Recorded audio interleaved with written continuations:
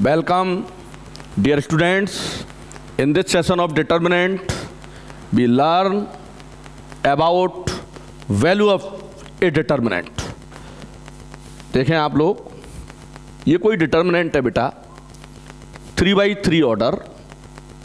कहने की ज़रूरत नहीं है कि ये 3/3 ऑर्डर है, क्योंकि डिटर्मिनेंट जो होता है वो एक स्क्वायर अरेंजमेंट होता है, इसलिए हम इसे सिंपली थर्ड ऑर्डर का डिटर्मिनेंट भी बोल देते हैं. इसके अंदर 3 रो हैं और 3 कॉलम हैं. आप लोग अच्छी तरह जानते हैं कि हम रो किसको कह रहे हैं. ये हमारे पास रो है R1, ये हमारे पास R2 है और ये हमारे पास R3 है. ये हमारे पास C1 है, ये हमारे पास C2 है और ये हमारे पास C3 है. कॉलम और ये ऐसे रो हैं. तो हम करते क्या हैं बेटा, किसी भी एक रो के कोफैक्टर्स लेते हैं. राइट, कोफैक्टर्स में आपको याद होगा कि उनके साइन होते हैं प्लस माइनस प्लस. ठीक है, आपको क्या करना है, किसी भी एक रो के कोफैक्टर्स निकालने हैं. उन कोफैक्टर्स को उनके करस्पॉन्डिंग एलिमेंट्स के साथ मल्टीप्लाई करके ऐड करना है. जैसे हम जानते हैं कि A11 का कोफैक्टर A11 होता है, वो कैलकुलेट होगा, उसको A11 के साथ मल्टीप्लाई करना है. फिर A12 का कोफैक्टर क्या होता है, A12 होता है, उसको मल्टीप्लाई करना है, फिर ऐड करना है. A13 उसका कोफैक्टर निकालना है, मल्टीप्लाई करना है, और इन तीनों को ऐड कर देंगे तो डिटर्मिनेंट की वैल्यू आ जाएगी. डिटर्मिनेंट की वैल्यू को किसी भी, चाहे आप R1 से निकाल लें, चाहे आप R2 से निकाल लें और चाहे आप R3 से निकाल लें, करना वो ये, कोई एक रो पकड़नी है, उसके हमें कोफैक्टर्स फाइंड करने हैं. उन कोफैक्टर्स को उनके करस्पॉन्डिंग एलिमेंट्स के साथ मल्टीप्लाई करके ऐड कर देना है. जैसे हम जब बात करते हैं कि भाई ये हमारे पास में कोई डिटर्मिनेंट है 3, 2, 1, 1, 3, 1, 4, 1, 2, ये डिटर्मिनेंट है. ठीक है, तो डिटर्मिनेंट की वैल्यू के लिए हमें क्या करना होगा, जैसे ये वाला हमने एलिमेंट लिखा 3, राइट. अब इसको हमें मल्टीप्लाई करना है इसके कोफैक्टर से. तो आप ये जानते हो कोफैक्टर के लिए क्या होता है, वो रो डिलीट कर देते हैं और उस कॉलम को भी डिलीट कर देते हैं. तो हमने साहब ये रो डिलीट कर दी. अब कॉलम डिलीट करनी है इसकी, तो ये डिलीट हो जाएगी. ऐसे ऐसे यहाँ मैं नहीं कर सकता इसको, ऐसे मैं हाथ रख देता हूँ, छिपा लेता हूँ इसको. अब जो बचा वो कोफैक्टर ही है ना, तो उसको आप 3 2 जा 6 -1 लिखना है आपको. अब क्या होगा बेटा, ये वाला एलिमेंट लिखना है, लेकिन इस जगह वाले एलिमेंट का कोफैक्टर कैसा आता है आपको याद होगी. ये 1 और 2 दोनों को ऐड किया, 3 आया. तो जब इन दोनों का एडिशन ऑड होता है तो कोफैक्टर का साइन माइनस होता है. तो हमको यहाँ -2 लिखना होगा. और आपको पता है, अब क्या करेंगे आप, इसको ऐसे ऐसे छिपा लेंगे इस तरीके से. अब ये ऐसे हो गया, क्या करा हमने, ये ऐसे लिखा हमने, चलो हम कोफैक्टर लिख देते हैं. इसको हमने ऐसे करा और ये आ जाएगा 1 1, देखो ये ख़त्म 1 1 और ये 4 2 आ जाएगा. इसके बाद में हमने ये 1 लिखा, लास्ट वाला 1, प्लस इसलिए लिखेंगे क्योंकि उसके कोफैक्टर का साइन तो प्लस होता है. और हमने ये ऐसे ऐसे उड़ा देते हैं बेटा. तो ये क्या होगा, 1 3 4 1, क्या हुआ, 3 को 6 -5, तो ये तो हो गया 15. यहाँ वाले देखें हम -2, ब्रैकेट में देखें हम 2 -4 और ये 1 के साथ में 1 -12. अब इनको हम कैलकुलेट कर देंगे. ये आए हमारे पास 15, ये -2 2 से मल्टीप्लाई हुआ 4 और ये -11 आया बेटा. तो ये 15 11 4 और ये वाला 4, इसकी वैल्यू आ गई 8. इस तरीके से हम किसी भी डिटर्मिनेंट की वैल्यू फाइंड कर सकते हैं. आगे चलेंगे हम और आपको बताना चाहते हैं हम क्या क्या हो सकता है, कैसे कैसे होगा. देखिए आप, हम यहाँ पर दोबारा आपको ये कहना चाहते हैं कि डिटर्मिनेंट की वैल्यू रो से एक्सपेंड नहीं, कॉलम से भी हो सकती है। आपने क्या काम करा, इस कॉलम को पकड़ा आपने, A11 इसका कोफैक्टर, A21 इसका कोफैक्टर, A31 इसका कोफैक्टर। किसी भी रो या किसी भी कॉलम के एलिमेंट्स आपको पकड़ने हैं, उन एलिमेंट्स के करस्पॉन्डिंग कोफैक्टर्स आपको पकड़ने हैं। कोफैक्टर्स को करस्पॉन्डिंग एलिमेंट्स से मल्टीप्लाई करेंगे, ऐड कर देंगे इस तरीके से। जैसे अब की बार हमने क्या काम कर रखा है इसमें, देखें आप, ये वाली पकड़ी हमने, A12 इसका कोफैक्टर, ये A22 इसका कोफैक्टर, A32 इसका कोफैक्टर। तो इसको कहते हैं हम एक्सपेंशन बाई C2। इसी तरीके से हम C3 से भी कर सकते हैं। कैपिटल AIJ क्या होता है, कोफैक्टर ऑफ एलिमेंट AIJ। और कोफैक्टर्स के साइन कैसे होते हैं, plus minus plus, minus plus minus, plus minus plus, ये हमें याद होते ही हैं। तो अब हम डिटर्मिनेंट की वैल्यू पर फोकस करेंगे, कैसे कैसे हमें निकालनी है। लेट अस सपोज मेरे पास एक डिटर्मिनेंट है, देखिए ये रहा प्यारा सा डिटर्मिनेंट। तो अब हम क्या काम करें, R1 से फाइंड करें इससे। तो आप जानते हो ये प्लस होती है, ये माइनस होती है, ये प्लस होती है। ये काय के साइन है, कोफैक्टर के हैं। क्यों हैं वो आपको आ ही गए, क्योंकि ये A11 होता है। जब वो टांगड़े वाले A11 इसको हमने ऐड किया, अगर ये E1 आए तो प्लस होगा। A12 वो ये वाला है, ये तो इसको देखा हमने भाई, तो A12 तो 1 + 2 करा तो क्या आया, 3 ऑड आया। जब भी ये एडिशन इनका ऑड आएगा तो फिर कोफैक्टर का साइन माइनस होगा। कोफैक्टर के लिए क्या करना है, रो और कॉलम डिलीट करनी है। कोफैक्टर माइनर ही होता है, लेकिन होता क्या है, उसके लिए साइन देना पड़ता है। माइनर में कोई साइन नहीं होता है। तो हम R1 से फाइंड करना चाहते हैं, तो हम देखो ये प्लस, तो सबसे पहले हम 1 लिखेंगे। अब क्या करेंगे, हमने ये उड़ा दिया, उड़ा दिया, अब हमने ये भी उड़ा दिया, राइट। तो इसको यहीं कैलकुलेट कर लो ना बाबा, हाँ बस 12th क्लास के बच्चों आप जल्दी से। क्या हुआ, -3, और इसको इधर मल्टीप्लाई किया तो 0।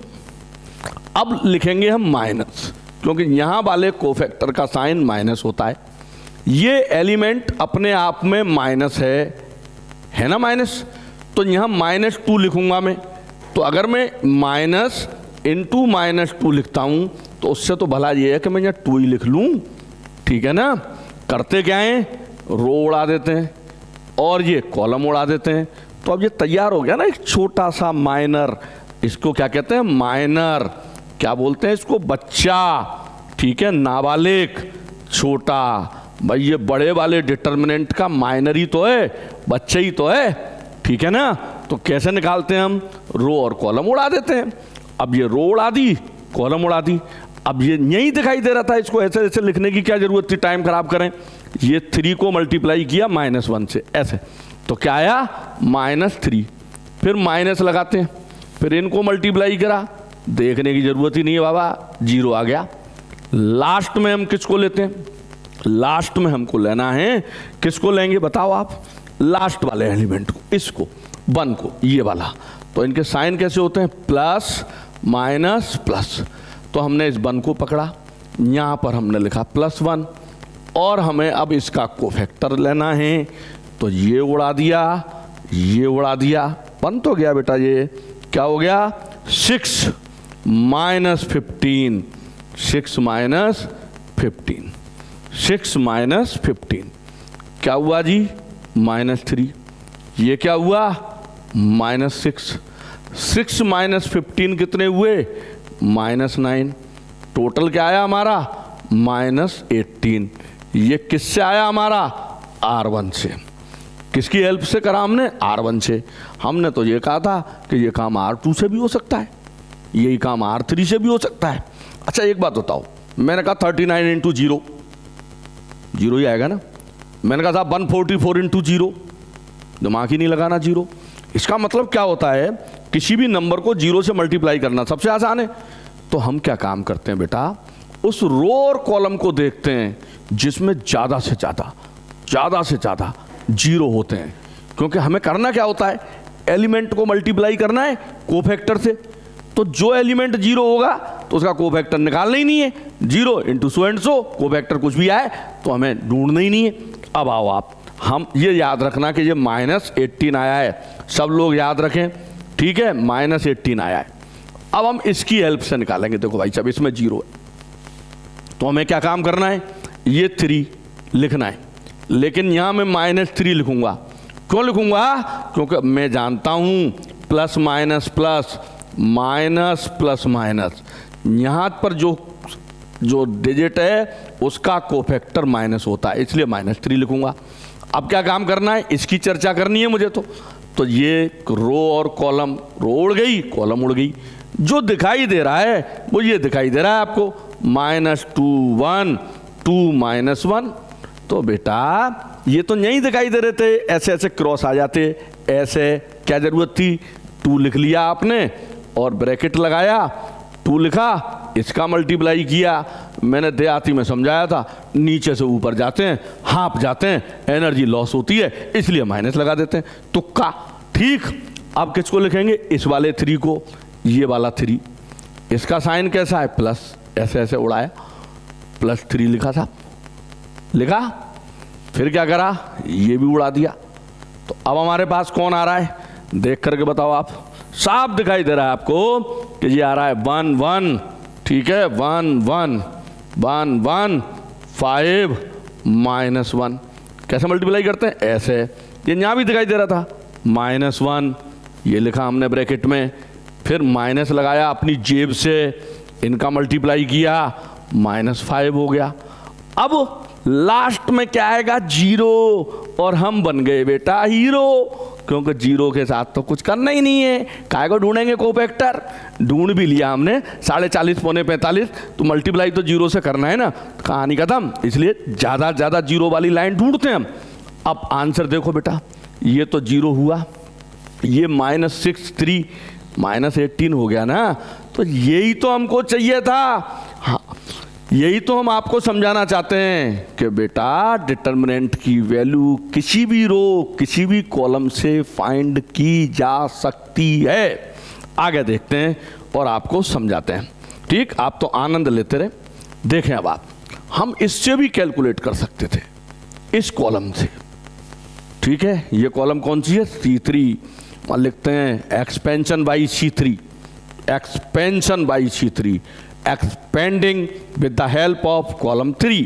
कैसे, सबसे पहले इस 1 को लिखेंगे हम, इस 1 को लिखेंगे, ठीक है। अब क्या काम करेंगे, इस 1 को, ये रो उड़ा दी, ये कॉलम उड़ा रखी है मैंने। अब यहां पर इसका साइन कैसा होगा, प्लस आ रहा है, मैंने प्लस को लिखने की जरूरत ही नहीं होती कभी भी। अब देखें आप, ये तो हमने उड़ा रखा है, ये कितना हुआ बेटा, 6 हुआ, ये कितना हुआ, -15 हो गया, राइट।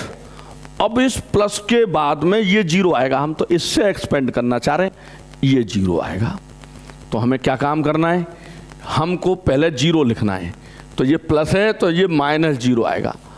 अब 0 के बाद में इसके कोफैक्टर को बाबा ढूंढने की जरूरत ही नहीं है, 0 का तो किसी से भी मल्टीप्लाई करेंगे 0 होगा, लट दो, मेरी भाषा में, गांव की भाषा में। इसका मतलब लास्ट में ये वाला आएगा, इसको उड़ाना है, इसको उड़ाना है। इस एलिमेंट की चर्चा हो रही है। यहां पर देखें, cofactor plus minus plus minus plus, तो ये प्लस वाला होता है। इसका मतलब ये एज इट इज ज्यों का त्यों उठाया जाएगा, ये उठाया जाएगा -1। करना क्या है, वो रो और कॉलम उड़ा रखी है मैंने, इसका मल्टीप्लाई करो, 3 हुआ ब्रैकेट में, फिर माइनस लगाओ और इन दोनों का मल्टीप्लाई करो, तो क्या हुआ बेटा, -6। अब माइनस को -6 से मल्टीप्लाई करूंगा तो +6 ही तो होगा बाबा। अब ये कितने हुए, मुझे ईमानदारी से समझाओ, -9 आए, वो भी कितने आए, आंसर क्या आया, -18 हो गई ना, बल्ले बल्ले, यही तो चाहिए था।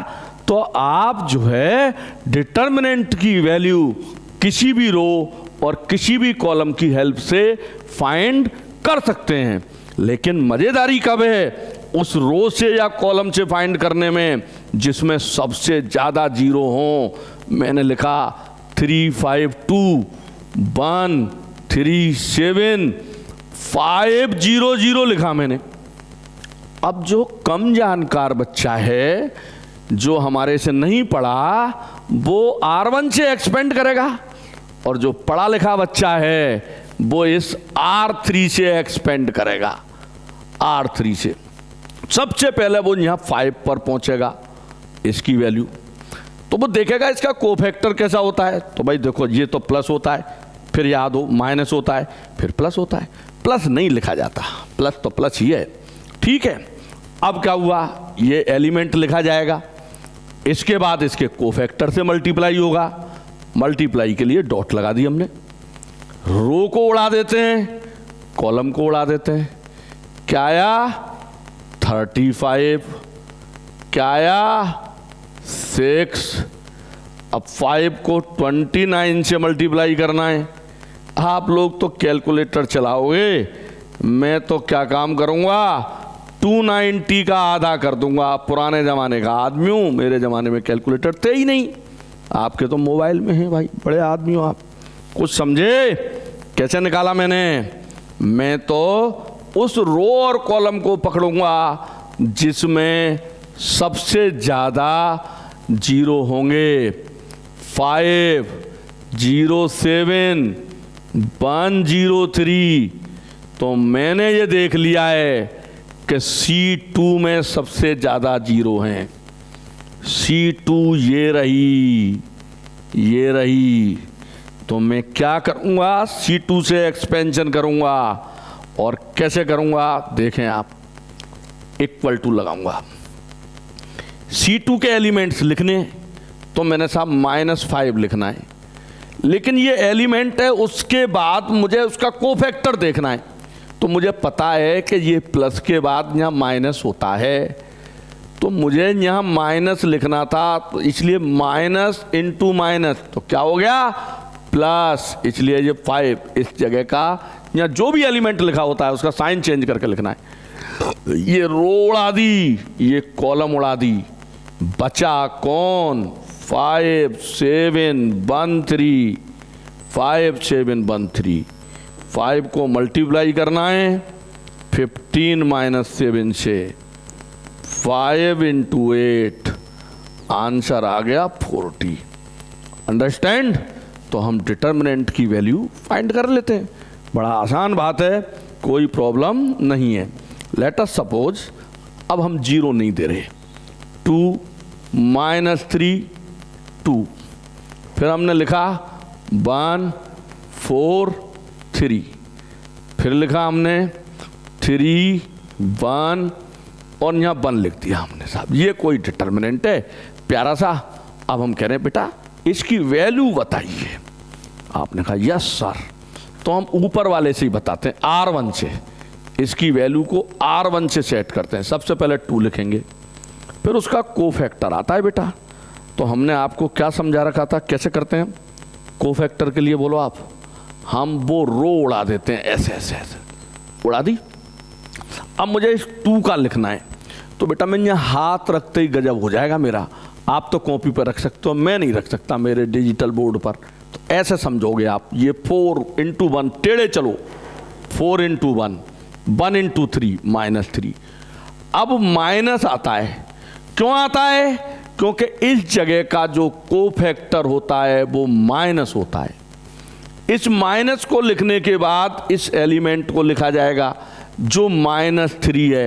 तो मैंने अभी थोड़ी देर पहले ये कहा था, अगर यहाँ माइनस है तो यहाँ सीधे ही प्लस लिखा करो ना बेटा। अब ये रो उड़ा रखी है, इसको ऐसे छिपाइए आप, ऐसे इस तरीके से, ये बिल्कुल यूं छिप गया ये। अब देखो मेरा हाथ लगते ही ये ऐसे हो गया, ऐसे आपने छिपा दी। क्या आएगा, यहाँ से जैसे ही आप छिपाओगे आपके पास आएगा 1 3 3 1, ये आएगा आपके पास। अब क्या होगा, इसका इससे मल्टीप्लाई करो, 1 - 9 हो गया, लास्ट में +2 रहेगा, उसके लिए आपने ये उड़ा दिया। तो क्या रहा, 1 - 12। अब इसको हम सॉल्व कर लेंगे, 4 - 3 1 2, ये +3 हो गया, और +3 का मल्टीप्लाई किससे होना है, -8 से। फिर ये 2 और मल्टीप्लाई किससे होना है, -11 से। ये हुआ 2, ये हुआ 24, ये हुआ 22। पहले तो इन दोनों को बैलेंस कर लो यार, -24 -20, ये हो गई -44 हो गई। जय जय गिरिराज जी की। डिटर्मिनेंट की वैल्यू फाइंड करना सीख गए आप चुटकियों में। ठीक है बेटा, अब नेक्स्ट देखते हैं हमारे पास क्या एग्जाम्पल है। ये एग्जाम्पल है हमारे पास, हमें कहाँ 0 मिल रहा है, हमको C1 में 0 दिखाई दे रहा है, हमको C2 में R2 में 0 दिखाई दे रहा है, हमको R2 में 0 दिखाई दे रहा है। पहले तो हम इसकी हेल्प से फाइंड करते हैं। अब हमको 0 लिखना है, क्या देखेंगे बाबा 0 के साथ, तो क्या करोगे आप देख करके, एलिमेंट उसका कोफैक्टर, देखना ही नहीं है, मारा गोली लट दो। अब उसके बाद ये 2 वाली जगह पर आना, इस जगह पर, इस जगह पर आना है हमको, इस जगह। तो हमको क्या करनी होती है, रो डिलीट मार दी, कॉलम डिलीट मार दी। लेकिन बात आती है हमको 2 लिखना है। पहले हम -2 लिखेंगे, क्योंकि माइनस को तो हम प्लस कर सकते हैं। तो हमें या माइनस लिखना है या प्लस लिखना है, ये हम देखेंगे। तो इस जगह की बात हो रही है, plus minus plus, minus plus minus, यहाँ पर कोफैक्टर प्लस होता है, इसलिए इसको +2 लिखा जाएगा बात। ओके, अब हम ब्रैकेट लगाएंगे। समझो मेरी तरकीब, माइनस को तो प्लस कर सकते हैं, प्लस को माइनस नहीं कर सकते। अब ये हमने उड़ा ही रखा है, तो हमारे पास क्या आ रहा है बेटा, ये आ रहा है हमारे पास, तो 2 3 3 1 आ रहा है। अब हम ऐसे ऐसे मल्टीप्लाई कर दें, तो क्या हुआ 2, और क्या हुआ बेटा -9, ऐसे ऐसे। अब लास्ट में मेरे को इस 1 पर जाना है, तो इसकी जो है कोफैक्टर में यहाँ माइनस आती है, इसलिए मुझको -1 लिखना होगा, -1। इसके बाद क्या करना है, रो और कॉलम उड़ानी है। जो बचा उसको कैलकुलेट करिए आप। बच कौन रहा है, जिसको मेरी भाषा में नाबालिग -2132, ऐसे ऐसे ऐसे। क्या हुआ, 4 - 3 हुआ, 4 - 3 हुआ। अब क्या हुआ, इसको तो छोड़ो यार, 2 - 9 -7 हुआ बेटा। और ये क्या हुआ, इधर से मेरे पास -1 × 1 -14 -1, ये वैल्यू हमारे पास आ रही है। याद रखना क्या वैल्यू आ रही है, -15। बच्चे ज़्यादातर फर्स्ट रो से ही कैलकुलेट करते हैं, पता नहीं क्यों करते हैं, क्यों उनको मज़े आते हैं। इसको उड़ा दिया, इसको उड़ा दिया, सीख गए ना आप। इसको न्यू किया, इसको न्यू किया, 2 - 2 हुआ, फिर -1। अब कोई आंटी जी अंकल जी पूछ लें तो बता देना यहाँ -1 क्यों किया है, क्योंकि इस 1 के कोफैक्टर में माइनस होता है, +1 है, कोफैक्टर का साइन माइनस है, इसलिए माइनस हो रहा है, ये ध्यान रखना आप। तो अब हमने ये उड़ाया और ये उड़ा दिया।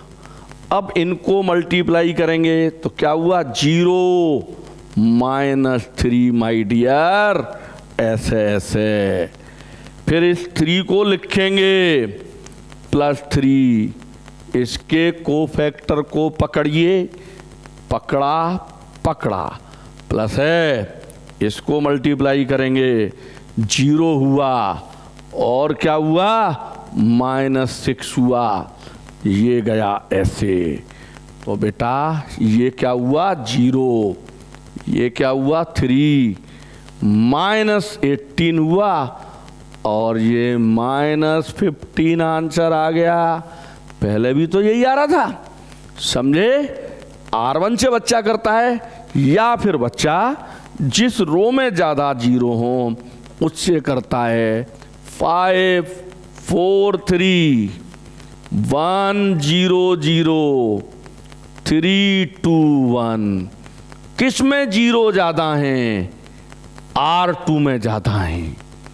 आंसर क्या आना चाहिए, इस 1 पर लाना है, इसकी हेल्प से मेरे को सॉल्व करना है, 1 की हेल्प से। इससे सबसे पहले इसके कोफैक्टर का साइन देखूंगा, तो प्लस माइनस प्लस, क्या लिखना पड़ेगा, -1 इंटू, ये रो उड़ा दी, कॉलम उड़ा दी, ये लाया 4, ये गया -6, अंदर -2 है, बाहर 1 है, माइनस माइनस प्लस, आंसर आ गया बेटा। तो समझे आप क्या काम करेंगे, किससे कैलकुलेट करेंगे, जिस रो में या कॉलम में 0 ज़्यादा होते हैं उससे कैलकुलेट करने में हमको सुविधा रहती है, हम आराम से सॉल्व कर लेते हैं। अब हमने आपके लिए ये पेज लाए हैं हम कि आप वैल्यू बताएं, 3 - 2 1 1 1 3 2 5 1, इस डिटर्मिनेंट की वैल्यू बच्चे कैलकुलेट करेंगे। और वीडियो पॉज कर लिया करो, कैलकुलेट आप करो, ठीक है, मैं तो करता रहूँगा बेटा। 3 के साथ में क्या आएगा, मैंने कौन सी तरकीब नंबर 13 आइटम नंबर 14 सिखाई आपको, क्या करना है, रो उड़ा दो, कॉलम भी उड़ा दो, ये वाली 3 - 2 1 1 1 3 2 5 1। मैंने क्या कहा आपसे, ये रो भी उड़ा दें और कॉलम भी उड़ा दें, उड़ा दिए। अब आप इनको लाएं 1, इसको ले जाएं -15।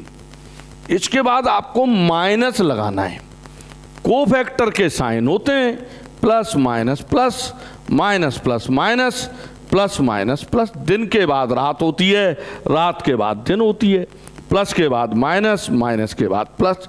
तो यहाँ वाला माइनस होता है, मैं जानबूझ करके माइनस लिख करके बैठा हूँ, ये भी -2 है, तो अब ये +2 हो जाएगा। करना क्या है, रो उड़ा दो, कॉलम उड़ा दो, बड़ा मजा आएगा आपको उड़ाने में। ये उड़ा दी, ये भी उड़ा दी, क्या बचा, 1 3 2 1 1 3 2 1, ऐसे ऐसे मल्टीप्लाई करेंगे, 1 होगा, फिर -6 होगा। मैंने मजाक में समझाया, नीचे से ऊपर जाते हो, हाँप जाते हो, एनर्जी लॉस, इसलिए माइनस। लास्ट में आपका ये वाला 1 आएगा, ये 1 प्लस में ही लिखा जाएगा क्योंकि इसका कोफैक्टर प्लस होता है। और हमारे पास कौन है, हम दोबारा इसको कॉपी कर लेते हैं, 3 - 2 1, क्या हुआ, 1 1 3, और क्या हुआ, 2 5 1। अब हमको तो इस 1 के करस्पॉन्डिंग काम करना था, इसने इसको उड़ा दिया, इसने इसको उड़ा दिया, बचा कौन, 1 × 5 5 - 2 5 - 2। अब कैलकुलेट कर देंगे बेटा, -14 -42 -5 -10, और ये 5 - 2 3, तो ये हुए हमारे पास 52, 3 माइनस हुए, ये इस डिटर्मिनेंट की वैल्यू आ गई। इस तरीके से हम किसी भी डिटर्मिनेंट की वैल्यू फाइंड कर सकते हैं, बड़ी मज़ेदार बात है। अब जरा आपको एक डिटर्मिनेंट दे रहा हूँ, सॉल्व आपको करना है। 3 2 4 1 1 3 3 2 4। जो बच्चा सबसे पहले सॉल्व करेगा उसको नगद इनाम दूंगा मैं, भारी वाला। जल्दी सॉल्व करें आप, जितनी जल्दी कर सकते हैं। याद ही आपको 3 लिखना है, इसको उड़ाना है, मन ही मन में ऐसे पेन चलाना है आपको, इसको छिपा करके 4 - 6 4 - 6, फिर ये 2 है इसलिए -2 लिखना है। अब आप चैंपियन हो गए, क्यों लिखना है, इस बीच वाले को छिपाना है। इसको अगर बीच वाले को उड़ा देंगे हम तो 1 3, बीच वाली कॉलम को उड़ा देंगे तो 1 3 3 4 रह जाएगा। इसका आंसर क्या आएगा, 4 - 9, ऐसे ऐसे। फिर चलेंगे लास्ट में 4। अब तो लास्ट है, ये उड़ाना है, तो हमारे पास रह जाएगा 1 1 3 2, क्या बचा, 2 - 3, ये आया। अब क्या हुआ, -2 -6 -5 प्लस का 10 -1 -4, ये तो 0 आ गया, हीरो बन गया जी। अब इसको ध्यान से देखो, इस डिटर्मिनेंट के अंदर R1 और R2 बिल्कुल R1 और R3 आइडेंटिकल थे, बिल्कुल एक जैसे थे, रो 1 और रो 3। देखें आप, रो 1 और रो 3 बिल्कुल कौन कौन, ये वाले, एक तो ये 3 2 4, दोनों में 3 2 4 था। तो एक डिटर्मिनेंट की प्रॉपर्टी है, ये बहुत काम की बात है कि अगर डिटर्मिनेंट की कोई दो रो आइडेंटिकल हो, डिटर्मिनेंट के अंदर याद रखना, अगर कोई भी दो रो आइडेंटिकल हो तो डिटर्मिनेंट की वैल्यू 0 होगी। और अगर आपको याद है हमने मैट्रिक्स में कुछ कहा था, या कहेंगे मैट्रिक्स कोई स्क्वायर है, उसके करस्पॉन्डिंग कोई डिटर्मिनेंट है और उसकी वैल्यू 0 है, तो उस मैट्रिक्स को हम सिंगुलर मैट्रिक्स कहते हैं। ये प्रॉपर्टी आगे काम आएगी हमारे, 0 करने वाली, इसलिए आपको ध्यान रखना है। एक और देखें आप, विश्वास नहीं करें आप तो एक विज्ञापन आता है, पहले इस्तेमाल करें फिर विश्वास करें, 143 मैंने यह जानबूझ करके R2 को R3 के आइडेंटिकल कर रखा है, ये 1 4 4 ऐसे ये कर रखा है मैंने। आइडेंटिकल का मतलब एलिमेंट सेम हो। अब 100% मैं तो कह रहा हूं वैल्यू 0 होगी। आप मेरे पर विश्वास मत करो, आप तो उसको कैलकुलेट करो। आपको क्या करना चाहिए, 5 लिखना चाहिए। आप किसकी हेल्प से कर रहे हो, आपको तो पता है, आप तो इसकी हेल्प से कर रहे हो। इसकी से क्या करते हैं, रो उड़ा देते हैं, उड़ा दी, कॉलम उड़ा देते हैं, 12 -12। देखिए बेटा, फिर आपने -3 लिखा, क्यों लिखा अब आप जानते हैं। फिर आपने इस बीच वाले को उड़ा दिया, तो क्या है आपके पास 1 3 1 3 ऐसे आया, तो ये 3 -3 हो गया। लास्ट में आपने 1 लिखा, इसको उड़ा दिया, 4 -4 हो गया। क्या हुआ बेटा, 0 0 0। तो विश्वास करो आप, अगर डिटर्मिनेंट के अंदर कोई भी दो रो या कोई भी दो कॉलम आइडेंटिकल हैं, कोई भी दो रो या कोई भी दो कॉलम आइडेंटिकल हैं, तो ऐसे डिटर्मिनेंट की वैल्यू 0 होती है। बाय द वे 3 1 4 1 2 5 3 1 4, यहां आप देख रहे हैं कि C1 और C3 आइडेंटिकल हैं बेटा। इसको हम C1 कहते हैं, इसको हम C2 कहते हैं, इसको हम C3 कहते हैं। ऊपर चढ़ा दो चाहे ऐसे कर दो, ये है बात।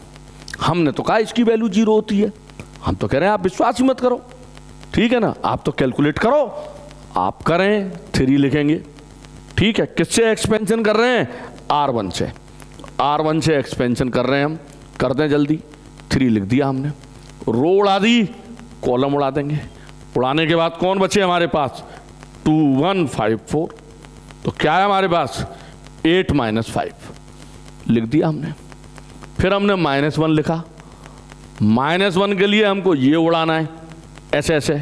हमारे पास कौन बचा, 1 4 1 4, तो क्या आंसर आया 4 -4, ठीक है बेटा। लास्ट में हमारे पास 3 है, अब तो मैं उड़ा दूंगा, तो मेरे पास क्या आया 5 -8। अब देखता हूं क्या रहा, 8 -5 3 3 × 3 -1 × 0 +3, और वो क्या है मेरे पास -3। अब तो आप ज्ञानी हो ना बेटा, क्या आया 0। तो क्या पढ़ा आपने, कोई भी दो रो आइडेंटिकल हो, कोई भी दो कॉलम आइडेंटिकल हो, दिमाग ही नहीं लगाना, डिटर्मिनेंट की वैल्यू गई 0, ठीक है। ये डिटर्मिनेंट की वैल्यू के बारे में था। एक और छोटी सी जानकारी दे देता हूं कि अगर डिटर्मिनेंट के एलिमेंट्स लगातार नेचुरल नंबर हैं, ये वाले, तो 100% कहीं से भी शुरू हो, ये चाहे 100 101 102 से शुरू हो, 100 101 102 100 101 102 ऐसे लगातार कॉन्जिक्यूटिव नेचुरल नंबर्स हों, तो डिटर्मिनेंट की वैल्यू 0 ही होगी। कभी भी आप सॉल्व कर लेना, ये 0 ही होगा। आप सॉल्व कर लेना, 5 6 7 8 9 10 11 12 13, ये 0 ही होगा पक्का, 100%। कैलकुलेट आप कर लेना, बड़े बड़े नंबर्स हैं। अगर डिटर्मिनेंट में कोई एक रो या एक कॉलम जीरो हो जाए तो भी डिटर्मिनेंट जीरो हो जाएगा। पता ही है आपको, जैसे आपने ये रो ली, इसके कोफैक्टर जीरो इंटू फलाना तो जीरो ही तो होगा। तो अगर कोई एक रो या एक कॉलम के एलिमेंट्स, जैसे ये 0 0 0 1 2 3 4 1 2, तो क्या कहोगे आप? जीरो। तो ये वैल्यूज हैं डिटर्मिनेंट की जो आगे चल कर के काम आएंगे। हम इनके ए इनवर्स वगैरह मैट्रिक्स में निकालेंगे, उसमें काम आते हैं बेटा। तो मैंने आपको सिखाया है कि डिटर्मिनेंट की वैल्यू कैसे आती है। बस बेटा ओके, प्रैक्टिस आप करना।